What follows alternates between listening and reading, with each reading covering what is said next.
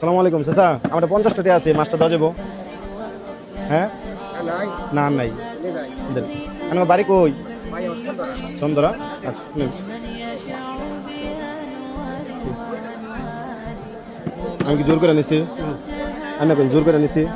চাচা এই মাছটা মাপ দিন না দেখে।